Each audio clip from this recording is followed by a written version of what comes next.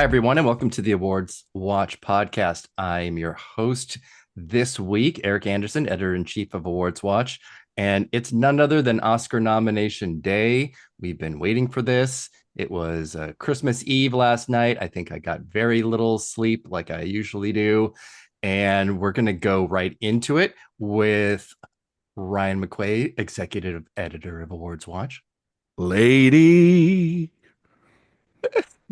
and Sophia Ciminello, associate editor of Awards Watch. Doctor. Oh, Hell yeah. Let's here, go. here we go. Here it For all you is. haters out there, let's go. Yeah.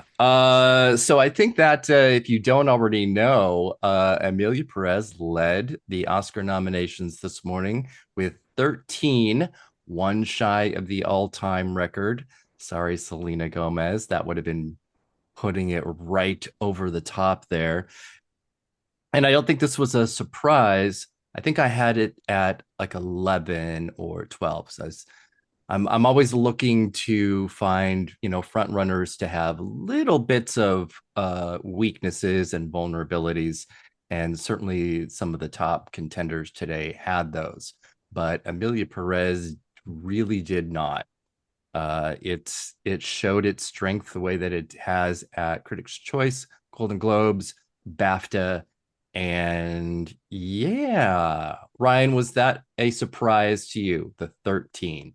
I was surprised it didn't make it into visual effects. It was that kind of a day. You know, no, I mean, we were predicting it to be high. I mean, Eric, you and I talked about this where its day did see a path where it could get 14. It had to get two songs and it had to get Selena in. It also didn't get in costume or production design. And we kind of knew it wouldn't get into costume because of the contemporary costumes, but it is a very put together sort of uh you know piece, and because they didn't shoot in Mexico, as Jacques Audiard has humble bragged about a lot. But yeah, Selena was the only snub in the building, just like she is on television from the Emmys all the time. So it was just a kind of tracks. But I'm not surprised that Emilia was number one. Sophia's been on point about it being, because I mean, everybody knows it's Sophia's favorite film of the year. That it's had international success through and through. So, and it did very well at BAFTA, it did very well at Critics' Choice. It's done, it did well at the Globes.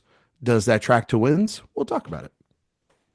Yeah, I mean, for a contemporary film to be able to hit 13 nominations is pretty extraordinary. And like you said, missing, costume and production design, two very period PC categories. Yeah, that was something. Sophia, what do you think about those 13 nominations?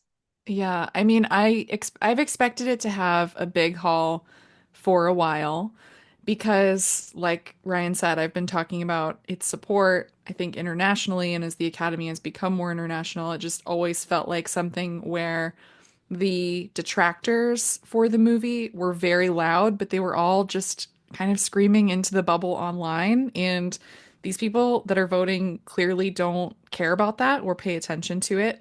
And if they are paying attention to it, sometimes what happens is if they already love something, they just love it even more. They just want to prove even more that they want to vote for it and award it. So I also want to point out that if we think about La La Land, All About Eve, and Titanic, it's with La La Land, we had the two sound category options back then. And I do think that if we had the two sound categories now, Emilia would have tied that record and wouldn't have even needed Selena to get in. So, 100%. yeah. Yep. Absolutely. And next year is going to have the new casting category, and I think it would Hmm. have probably done exactly the same thing. So we're just in Oh, this. they would have been in there. Oh Yeah. yeah, yeah. So Yeah. it's It also, I think there were some places just in the past couple of weeks where I thought, oh, it missed ASC. Is that a death knell for it? No, it wasn't.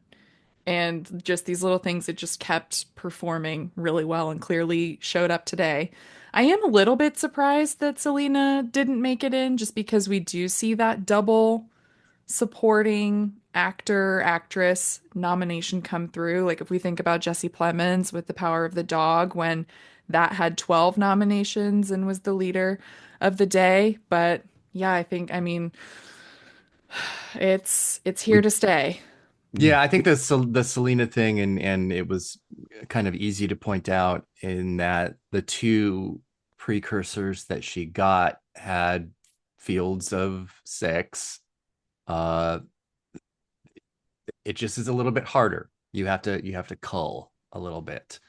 Um, One of the many little bits of stats and trivia and history that happened today, lots of them around Emilia Pérez, is that the total of 13 breaks the record of Crouching Tiger, Hidden Dragon, and Roma, Netflix's other really big boost from 6 years ago, which had 10 each. So I think once now that we are going to be in the phase two winner section of the season, I think we would all agree that there is a lot of anti-Netflix sentiment when it comes to getting to this point.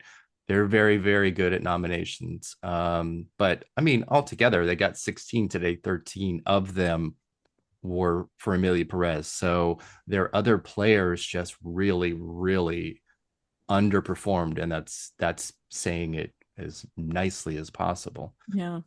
And, So yeah. mhm. And you have with you when you look at Netflix's slate this year, so many of their projects should have been easy layups for nominations. I mean, Angelina Jolie in Maria. You also have an August Wilson adaptation and The Piano Lesson. How well have those done in the past with Fences and Ma Rainey's Black Bottom? So it is odd.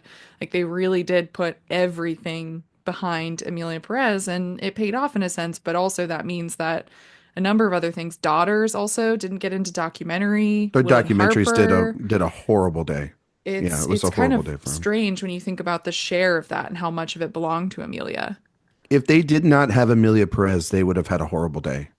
I mean, if they that's just the truth because yes, they got Ed Lockman in for cinematography. He's most likely just getting off the back of his name and being almost like Roger Deakins is in a sense without the win. He's, that branch and it's voted on by the branch. That's what I think a lot of people kind of start forgetting about when it comes to this. They think it's the whole academy. It's like, no, as we know, it's voted on by those branches from the members, and now it is opened up to the overall academy, and for just straight up votes and outside of the preferential ballot for Best Picture. And you mentioned Piano Lesson, which blanked. You mentioned Maria won. Their documentaries, they had three. They had the Critics' Choice winner, they had which still got a BAFTA nom, right? Yeah, but And the curse continues. Curse continues. Yes, they Hmm. had Iblin, which should have probably been a bigger deal than it was, and they didn't. And Daughters, which we all kind of thought might be their one and was kind of gaining momentum, and they didn't have anything there. They also bought His Three Daughters, and outside of some early stuff in the season, that movie did not go into a screenplay. None of the women there, and then Hitman either. I was just going to say, Hitman, Yeah. Richard Linklater has been nominated in that category before. It also is co-written by one of the biggest stars on the planet right now, and they didn't campaign that thing at all. And those were some of the first screeners out of the gate Mhm. this year. And so they put it all in, and it had to pay off. And even still, like even with the 13, they did leave stuff on the table. Like I think production design and Selena, I'm not saying it's weaknesses, but they could have had more and they didn't get them. And I think the reason why Selena didn't get in is, I mean, like last year, Poor Things did really well and it didn't get its double nom for actors that had been nominated before. I think that it was a very competitive category, supporting actress, when it came down to it. I mean, Selena had to fight off the ghost of Jamie Lee Curtis, and she had to fight off Felicity Jones, who got in, and had to fight off, Joan Baez and Late Breakers and all these different things. No, I mean, for real, like she No, had I'm just imagining Joan Baez and Erzsébet fighting off Jamie Lee Curtis's character 1 foot at a in time. The Last Yeah, Showgirl. Yeah. for sure. Yeah, But Joan Baez knocking a net off of her little Total Eclipse of the Heart pedestal. Her little Yeah. sensible tap shoes. Yeah. Yeah, But no, I just and then I mean even Margaret Qualley had a little bit of a case too, and that's a hit for the that Mila film. Kunis of the season. Exactly, like Eric kind of alluded to on the nominations. But every film, for the most part, except maybe one or two this morning, had a hit, and there was one film that I mean I think there is one film that didn't really have a hit this morning against it. And Well, I yeah, think, we'll go we'll get to now that.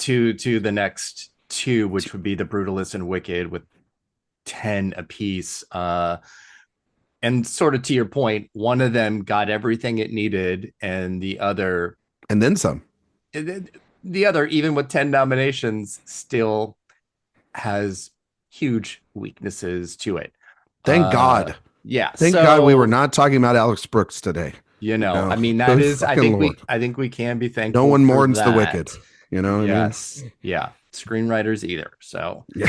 Yeah. or directors. Yeah. Yeah. So I was going to jump to The Brutalist first, but since we're on Wicked, yeah, 10 nominations is fantastic, and actually a little bit more than I thought it was going to get. Mhm. The nomination and score. Sure. If you say Stupid. so, right on. Stupid. Great. Whatever.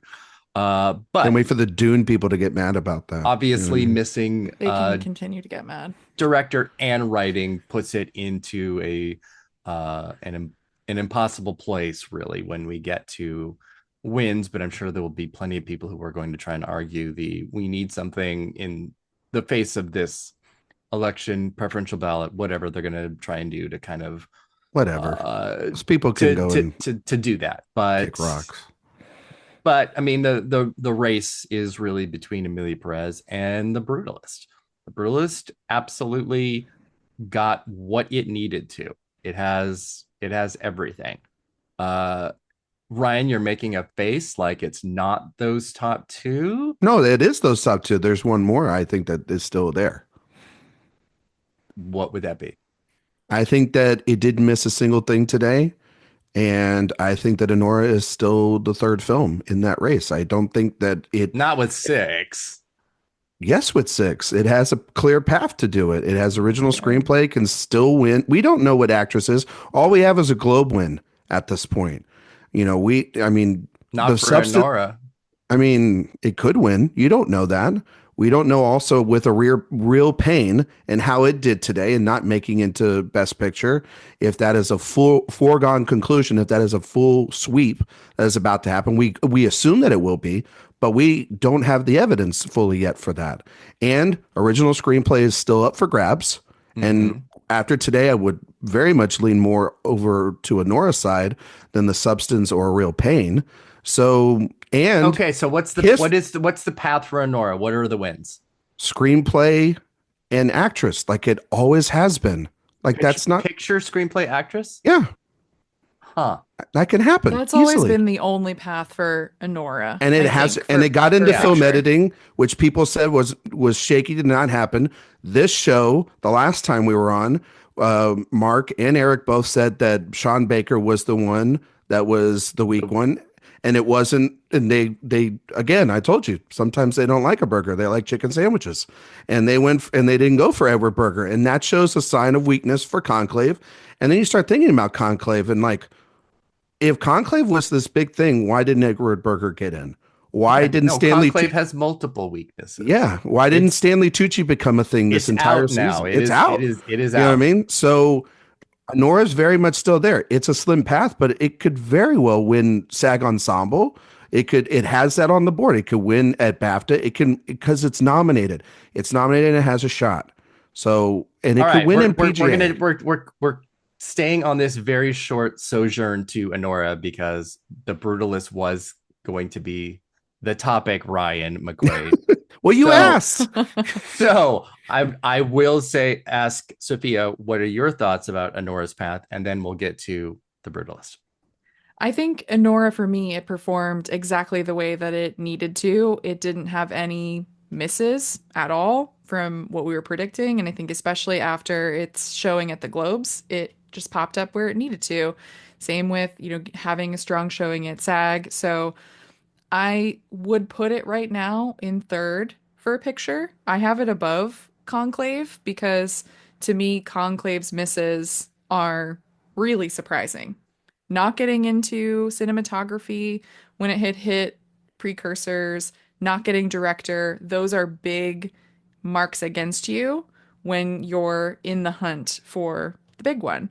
And The Brutalist, meanwhile, hit sure it didn't get okay costume design, but it hadn't really gotten costume design anywhere. But to get into score when he is a not a well-known composer at all, to get into cinematography, which again we'd all predicted, but that was kind of an up in the air category for a lot of the contenders, and had some big misses this morning. Getting into editing without a BAFTA long list mention at all. And that's what we've been saying, and I think people who've been doubting the Brutalist and winning picture, they've said, well, if it doesn't get in editing, how is that going to happen? Well, here's the editing nomination. Also, with its weakness with the SAG nominating committee not getting Pierce and Jones in, they're both here too. Hmm? So that is, I think, of all of the films this morning, like, yes, Emilia Pérez had the biggest nomination showing, but I don't know. There's something I think more exciting to me about the Brutalist's potential. Yes, because it's my favorite, but I think it's interesting that it's down to these two films, both that people who don't understand the preferential ballot say neither can win on the preferential ballot. And these are the two films that have everything they need. Yeah, and I think the Brutalist did sidestep those concerns from people, myself included, to a certain extent, about editing, about even Pierce and Jones, for not hitting SAG, but getting into BAFTA. And I think that's obviously going to continue the yearly conversation of which is more important, SAG or BAFTA. And there is no right answer because every year is a little different, and most especially with BAFTA being different kind of every single year.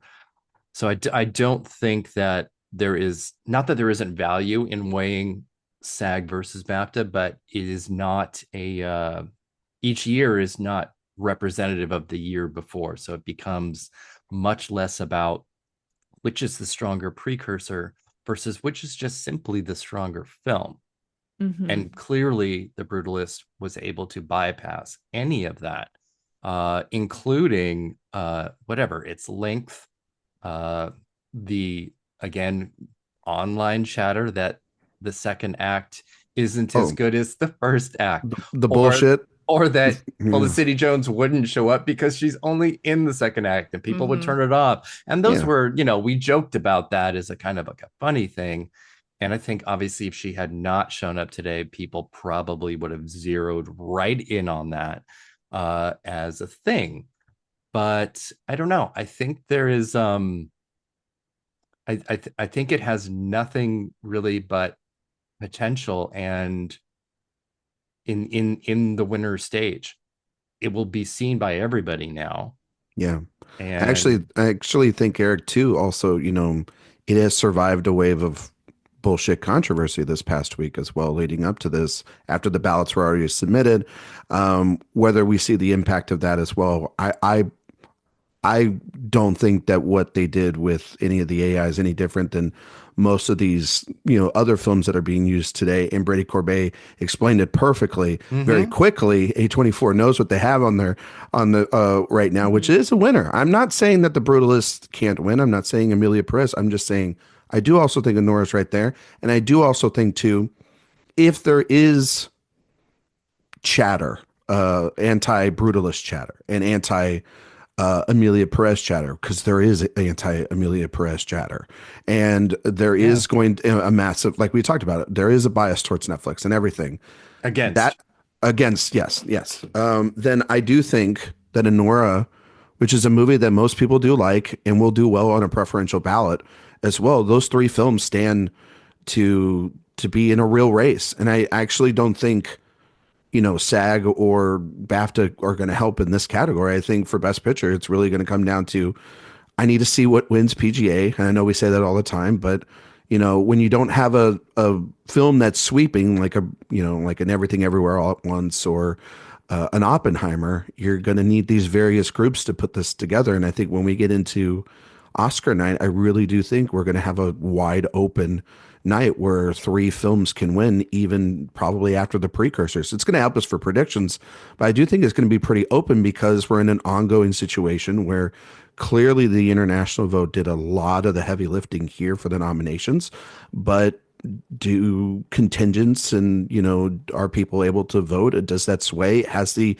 international body fully swayed, like you're saying, Eric, in terms of last year BAFTA was pretty much like 2020, a copy paste over, but then SAG was a huge copy paste over the year before. So it kind of sways back and forth with this, Mhm. but I think those were the three films this morning that are the legitimate films. And if you're picking anything outside of that, then I think you're a little on crazy pills. And I think that's nice for you. And I think, maybe your predictions weren't that great, or, maybe you're just talking to the wrong people and saying a bunch of dumb shit online and writing articles. So who knows? I don't know. I don't know who that could be. But anyway, I don't know. I got 80%. I don't know about I got everybody 80%. else. Sophia, what'd you get? I got 80% as well. Yeah. So So I feel pretty good with that. I feel feel pretty pretty good. good. It's like you can look this stuff up too, and see and compare other people's numbers.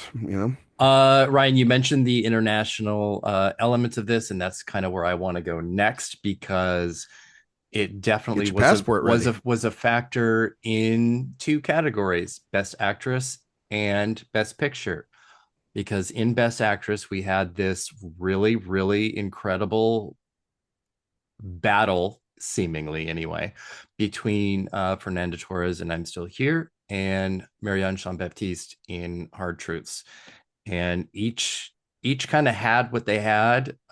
Torres winning that Globe, and statistics be damned, it's a really, really good statistic. It just, that winner gets in. It doesn't matter that there's no crossover in votes. It's just a thing that happens. And she bested Jean Baptiste, who came in with the trifecta and BAFTA, and absolutely it's tragic. It's really tragic. We can get to that in a minute, but the thing that I want to focus on with I'm Still Here is that it also got a Best Picture nomination, which I think was on the cusp for a lot of people. But even the way that Bowen Yang and Rachel Sennett revealed it today was almost, it kind of almost escaped me because they kept running into having to announce the producer names, and like half of the films didn't have their producers set yet. So they went to I'm Still Here without the producer list, and I had to pause. I had to stop because I didn't, it was that the alphabetical thing, it threw me off. I want to ask each of you, obviously, what you think that means really in the international feature film race and the Best Actress race, because those are the two that will be impacted by the clear support of that film. Sophia, kick that off. Well, with actress, what's interesting is that this will be the first and only time that Fernanda Torres and Demi Moore face off in the same category, which is interesting. I think that does throw a wrench in predicting when you have someone who has won this year and they won't show up again until the Oscars, which is, the full Academy, a more international group, and you have someone else who will appear everywhere, but with different competition. This reminds me a lot of, when we saw, for example, in original screenplay, The Worst Person in the World got nominated, and suddenly it changed the calculus a little bit, and Belfast ended up winning instead of Licorice Pizza, which won the BAFTA. So it's interesting when you think about different combinations of votes. So yeah, I don't know. I think actress, I don't know if it can be a full sweep. I think there are still so many things that can happen in that category. And I certainly think that Fernanda Torres has passion behind her. Clearly, this movie has passion behind it too. And that can be what gets you over the line in the end. And with picture, that just took me a minute when that happened because it was I'm Still Here and then Nickel Boys back to back.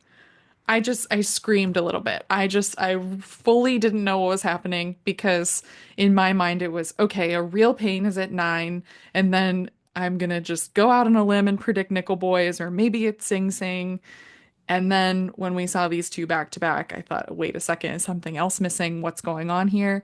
And again, I think it is just when you think about how people vote in the nomination stage too, getting number one votes and ranking things is so important. And when I turned on the live stream this morning, the entire chat was just filled with Brazilian flags, top to bottom.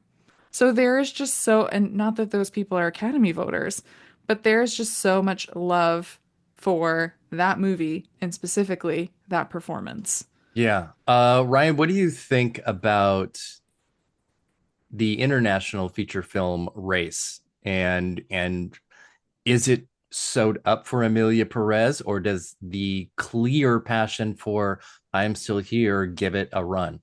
It does. I do see that. I think it's legitimate, and I think it could start at BAFTA because it very much could feel. And I know this is going to sound like a weird comparison, but just kind of go with me here, guys. Critics' Choice is sewed up, so it's probably going to go to Emilia Pérez at Critics' Choice.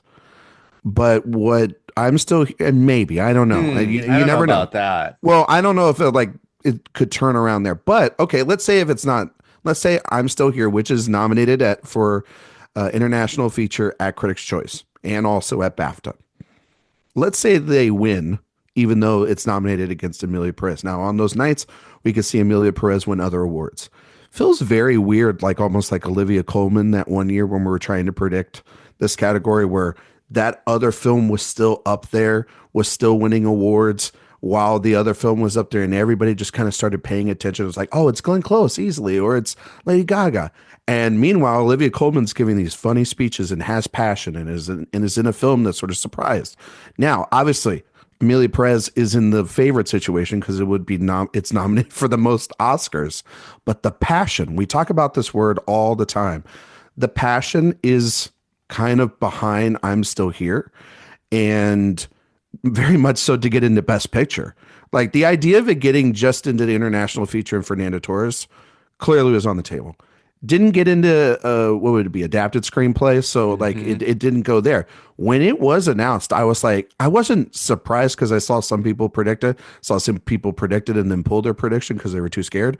But I will say that I was pleasantly shocked about the passion to get number one votes. But if you can get people to see it, and she had events lined up ready to go right after the Globe win, it's very much in play. And if there is this negativity that can and probably will build up for Emilia Pérez, because Emilia Pérez is very much in the position of Power of the Dog again for Netflix. It's the top nominee getter, and this film doesn't have nearly as the critical acclaim as Power of the Dog. So it has potential for people to, once again, it could go in on the night with just Zoe and the song, and that's it. That is very much in the world for that movie, because you can give the song to Odiard, he wins an Oscar there, Zoe wins her Oscar, and that's probably it for the rest of the night. But Fernanda Torres, like Sophia said, would not go up against any of these nominees until Oscar night. So that's why it leaves the door open for, I mean, if Mikey starts winning things, or if Demi keeps going, or God forbid they went with Carla or Cynthia Erivo, we're all going to sit around here. If there's not if there's not a consensus around another person, it would kind of make you lean a little bit towards Fernanda Torres, and she's only going to keep having more screenings and having more directors, and she's going to, have a narrative that's building up. I didn't know that there were these many people. I guess like the Brazilians have really done their work here, and gotten the vote out and gotten the word out about this movie. They love two things: the World Cup and Fernanda Torres. But you know what? And it's working. It's kind of great. It is kind of awesome. Like if they were going to wonderful performance. Yeah, if you're going to push a movie, push this one. Like why not? Like it's there's far worse movies that could have get nominated today, September 5. I want to read up a couple of the stats and trivia that are with respect to I'm Still Here before we move to Best Director, because I think that's a category we absolutely need to talk about. Yeah. And for all of the, Nepo baby conversations that we have, and even that are this year, Fernanda Montenegro and Fernanda Torres are the only Best Actress pairing outside of Judy Garland and Liza Minnelli. I think that's extraordinary. I love that little bit. But the two that were brought to my attention, after I wrote a snubs and surprises and stats piece, please go and read that. There's like 36 things there.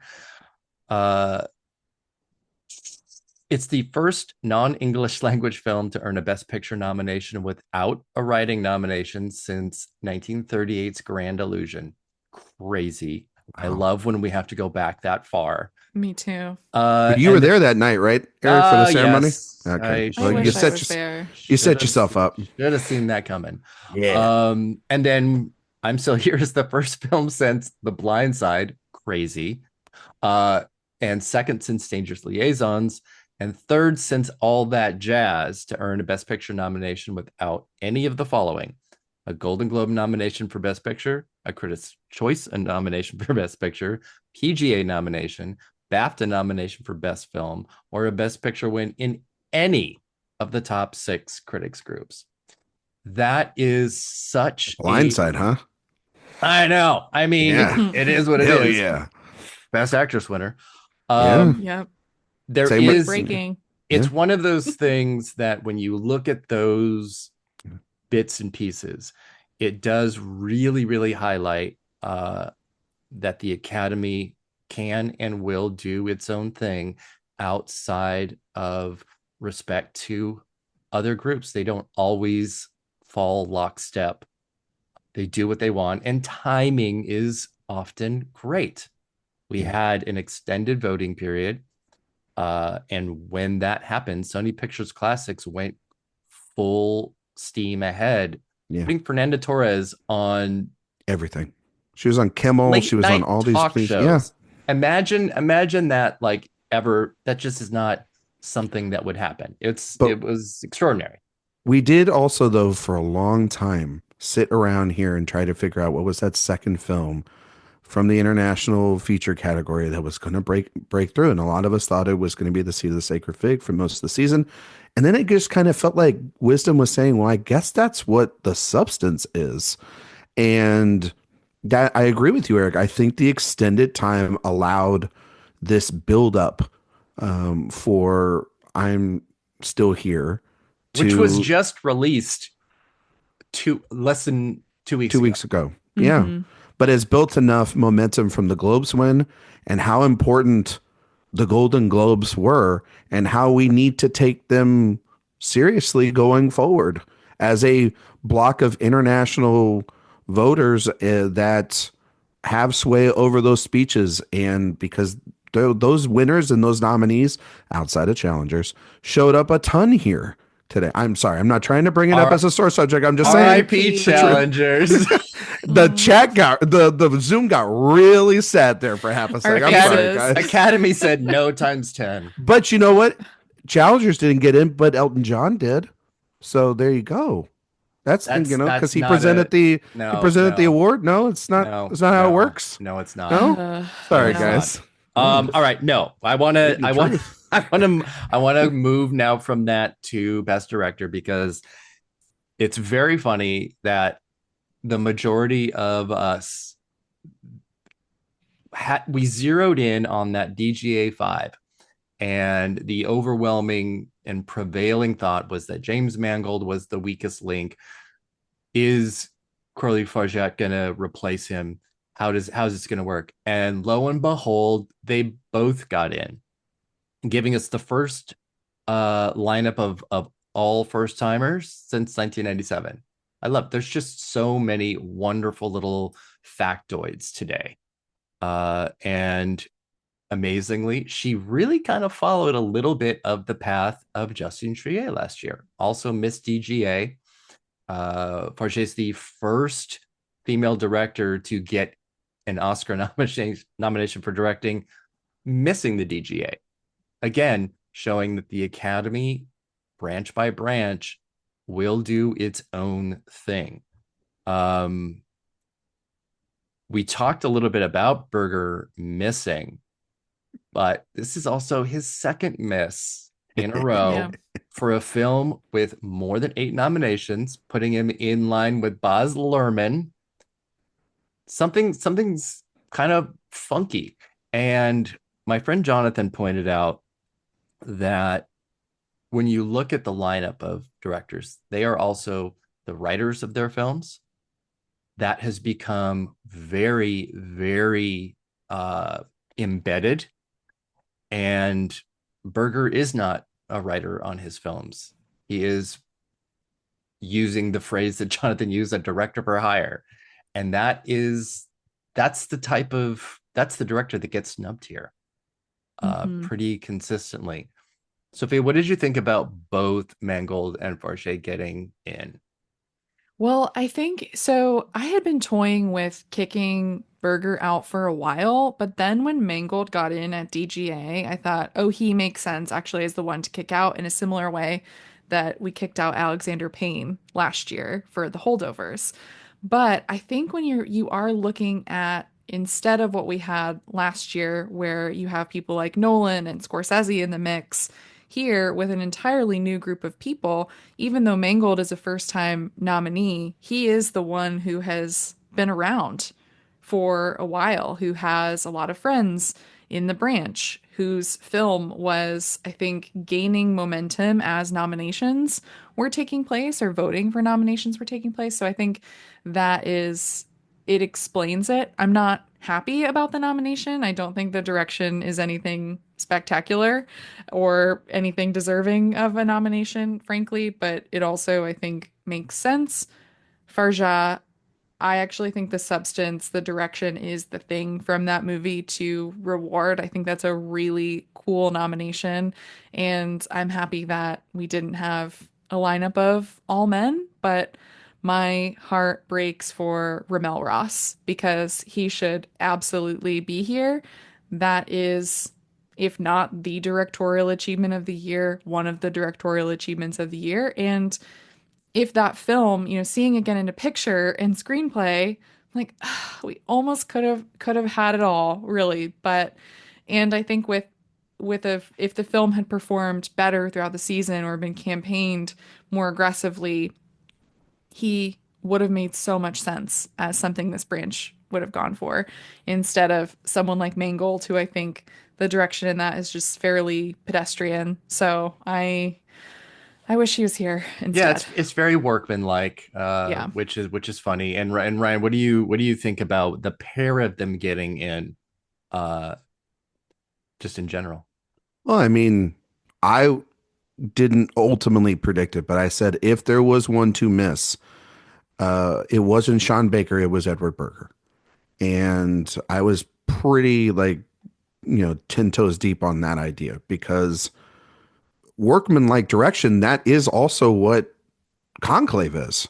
Like if we're going to get mad at James Mangold there, I mean, there's nothing flashy about Conclave's direction. It is carried on the back of a screenplay that he's not attached to into performances. That's really what that movie is all about. And it missed in cinematography too, which is like, thank God, because it's like finally somebody sees that this movie is kind of a bland, boring procedural.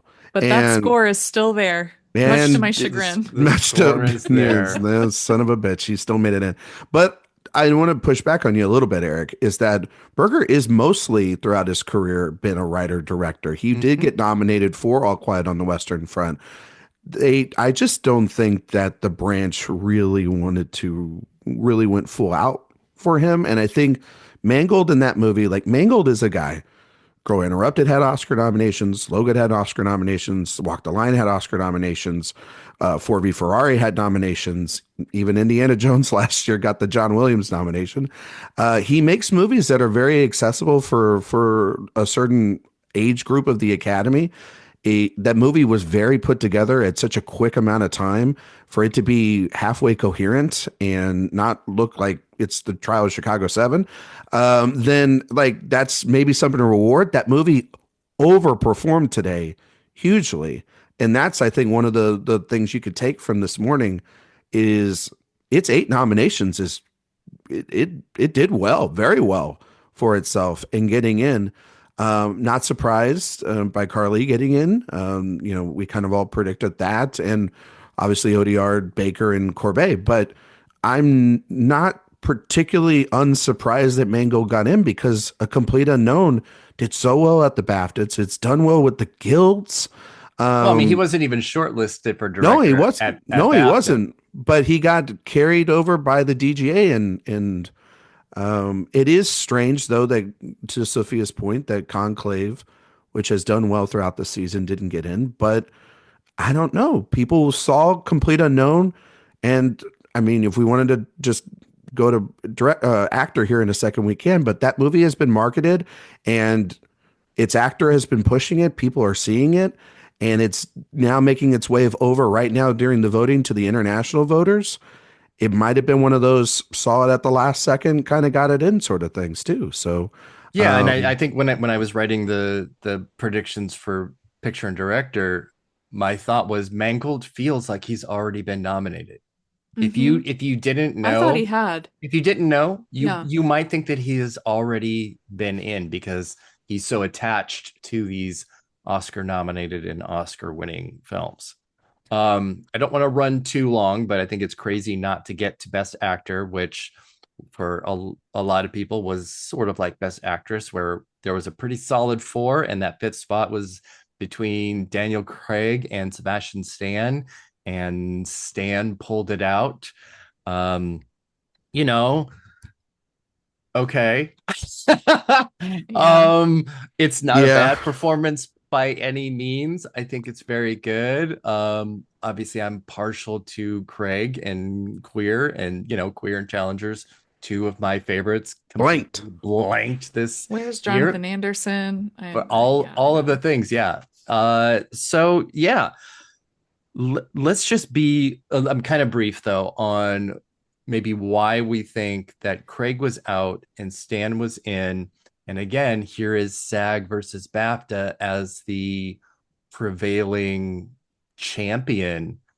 And is this really the actors saying something about Donald Trump, or is it saying something about how much they like Stan and didn't care for Craig? Ryan, what do you think?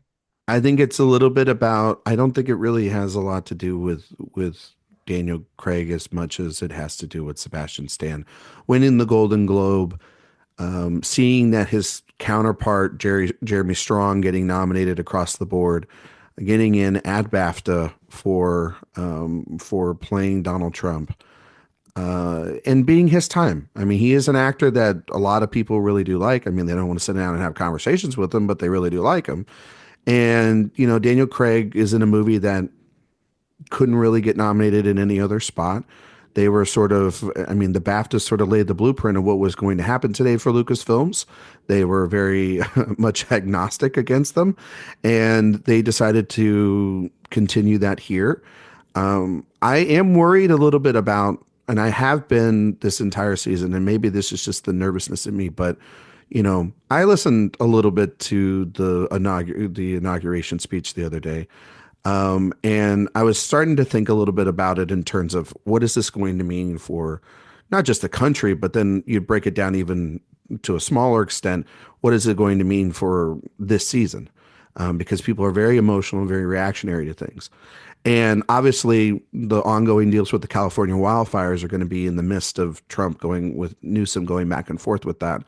But then you also have in his speech Donald Trump making a claim that there's only going to be now two genders in the United States of America, which is a complete affront to the LGBTQIA plus community, which could then signal to voters that, okay, well, we have this movie here that, like Emilia Pérez that we could vote for. Also, there's the ongoing, immigration crisis that he's starting to, conjure up, which bleeds well into The Brutalist.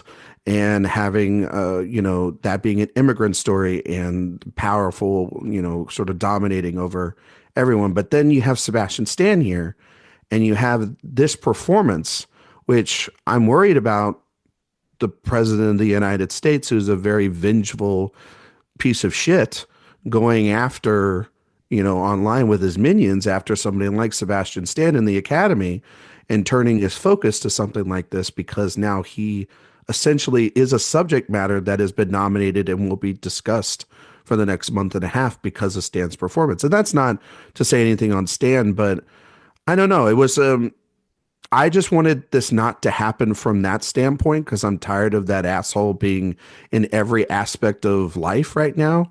And it's not anything against Sebastian Stan. He had another performance we could have nominated him for, but realistically, that was just not going to happen. It was going to be this one. So yeah, it's a bummer that it has happened. I hope nothing happens, but every time I hope that something like that doesn't happen from the Cheeto in chief, then it fucking occurs. So it will be very interesting to see now what is the ramification of this nomination. And Sophia, what do you think about the volley back and forth between Daniel Craig and Sebastian Stan with predictions and how the Academy came to their choice? Yeah, I think SAG played a cruel trick by giving us a sense of security with Daniel Craig, and then BAFTA pulled the rug right out from under us. I feel it's pretty much as simple as voters had more reasons to watch The Apprentice. Jeremy Strong was also in the mix. If you just look at the BAFTA long list and how many times it was mentioned, anytime you have someone who is going to be the only nomination for their film, like that is the ceiling, you're getting into tricky, dangerous territory. So I feared this would happen. It's why I switched my prediction to Sebastian Stan for The Apprentice. And also, if you don't really buy into the idea of vote splitting, that was also a big thing that was going around with Sebastian Stan of having these two performances in when they really just like The Apprentice. And we heard these stories too, I think from Stan and from others of actors going up to him and saying, like, I'm not saying this publicly, but I loved you in The Apprentice. And Yeah. voting is anonymous. So it's something that I think sometimes the passion doesn't come through publicly, it can come through with voting. And all I'm going to say also about Sebastian Stan is that if we do the Fab Five format, which they're saying they're doing, I would love, love, love. I know Adrian Brody loves Robert De Niro with his whole heart, but if you want that man to talk, you have him talk about Donald Trump. So he would be a great presenter for Sebastian Stan. That would be pretty funny. Yeah. I know we have talked a little offline about that too, and how wild it would be to have like Gwyneth Paltrow do Fernanda Torres. Uh-huh. So I think we'll in an upcoming podcast we'll definitely talk about the Fab Five format and how we would like to see it shake out. But I'm going to start wrapping and ask you guys which were some of your favorite nominations this morning, but also which like little bits of history or factoids really kind of stuck with you? Ryan, what do you think? Oh, I mean, some of my favorite nominations this morning was the overwhelming love for The Brutalist. It is my favorite film of the year, and I was pretty happy that it got into places like editing and the cinematography of it. Just again, that movie is a miracle for it to exist, and it's a technical feat. And what Brady Corbet has been able to do with that, and I was very happy that a once in the season long shot turned out to be someone that's came all the way through, and that's Yura Borisov for Anora. I thought that that was wonderful. I was happy, um, even though, like Sophia said, Ramel Ross and that entire film did not get to be celebrated because of once again MGM women talking themselves into the ground. Um, the fact that it got into screenplay, I was nervous going into the day thinking that it could be snubbed, just because of the fact that that was something that could definitely happen. I was very happy at getting that Alien Romulus pick correct, and because that one was out there and not a lot of people thought that that would happen. And you know what I'm actually happiest the most of today, Eric, is I'm happy for Sophia because the reason why is Deadpool and Wolverine blinked this Oh my morning, gosh, yes. and she I did was not wondering have where to this was watch it going. again. And I love my friends and I don't wish them ill will at all. But the fact when that happened this morning at the first half, I decided, I just was like to myself, I was like, oh, Sophia's going to have a good day regardless of whatever happens with the rest of it. So yeah. I That's mean, hilarious. I am disappointed in the challengers, sort of placement. I am, lastly, really excited about all the below the line nominations for Nosferatu, a movie that I was reluctant at times to want to pick because I love that movie. I would have loved to seen Robert Eggers get in for director. That's an achievement that's better than Jacques Audiard. But it seems like, you know, Eggers has had a box office success, 4 nominations. I don't know, he's making a werewolf movie or a Labyrinth sequel or whatever the hell's going on with him now. But it was just nice to see that movie get celebrated in the technical aspects and pour one out for Gladiator 2 and Denzel Washington. So. Yeah, sure. Sophia, what were some of your favorites from this morning? Well, I didn't even think about Deadpool Hell yeah, Wolverine, right? but that's But great. You that's don't have to crazy, watch isn't it it? now. Isn't it crazy though? Yeah, Because it's of the fact crazy. that because Marvel's had such a like a long-standing spot in Mhm. visual effects and sound, it probably, to your credit earlier, what you said, Eric, Amelia would have benefited from the split sound categories.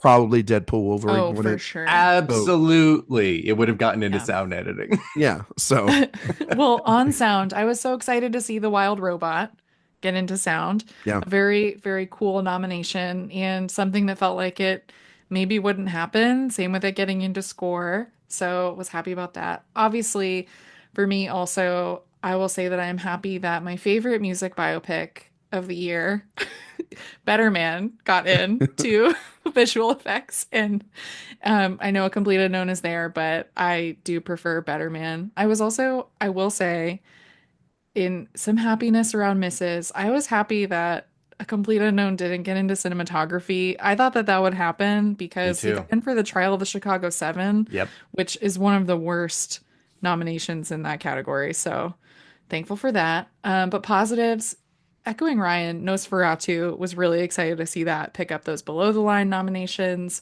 Was also just really, I think the ones that made me the happiest when I saw them, the Brutalist getting into editing because I saw that meant it was strong and it was happening all over. Guy Pearce, I was so worried he was going into Donald Sutherland territory and was just Mhm. going to miss again being attached to a really big film that was up for Best Picture, but I was happy he got in. And my number one was just seeing Nickel Boys get into picture. Didn't know if it could happen. It's had such an up and down road, but I love that film and have been a champion of it since I saw it at Telluride, which has been a long road. Yeah, I mean the Nickel Boys nominations are definitely my favorite of the day as my favorite film of the year. And then also Flow being able to get into international, which I know a lot of people had predicted, but I had kind of held off on and I had a kneecap in there, which I was a little surprised. I thought they might be a little Hmm. adventurous and go there. But yeah, Flo getting in both international and animated like Flea did a few years ago. Uh, very, very happy about that. I'm pretty excited at the stat that Kevin Jacobson had pointed out, which is all of the Best Actress nominees are in Best Picture nominees. First time in 47 years. Yeah. I hope that becomes a little more regular rather than the exception. It's the Um, Annie Hall year, right? That was the last time. yeah, I think so. turning Yeah. point, But and we yes, still do, Eric, in that category, and it came true when Marianne, Jean-Baptiste, and Cynthia Erivo were not nominated together, which is that the Academy still will not nominate two black actresses in Best Actress in the same year, and unless you're doing Billie Holiday, you know what I mean. So well, it's you know, yeah, it is something to look at. You know what I yeah, mean? You know what I absolutely. mean? Sophia, where can people find you and your work? You can find me on Twitter at Sophia_Sim, Blue Sky, same handle without the underscore. You can find me on Letterboxd at Faye Dunaway. You can find my podcast, Oscar Wilde, wherever you listen to podcasts. We will be kicking off our Contender series starting next week, where we will go through every single Oscar nomination, category by category. It is very fun, and by the end of it, I always am excited to never talk about any of these movies ever again. But it is a joy nonetheless. And you can find my reviews, interviews from this season, and more podcasts at AwardsWatch. Oh no, the Academy just announced that Deadpool Wolverine's getting a special honor. Oh shit! Now you're I'll have a screwed. special episode just for that, where I can talk about my time watching Deadpool Wolverine. They're gonna do like what they did with Snow White, and each of the Deadpool variations are gonna get A their own little little Oscar. Oscar. Oh. Oh my gosh. I love it. Ryan, where can people find you? You can find me on Twitter, Instagram, Letterboxd, Blue Sky. You can go and see my Gold Derby to predictions where I got 80% better than other people. Um, those are all over on the internet, but you can find me on the social medias at Ryan McQuade 77. If you like podcasts, we are in the middle of our Mike Nichols movie series, and the podcast will release tomorrow if you're listening to this, or at least on Friday, because Oscar nominations were today and everything. And we will be reviewing The Graduate. And so I'm looking forward to that.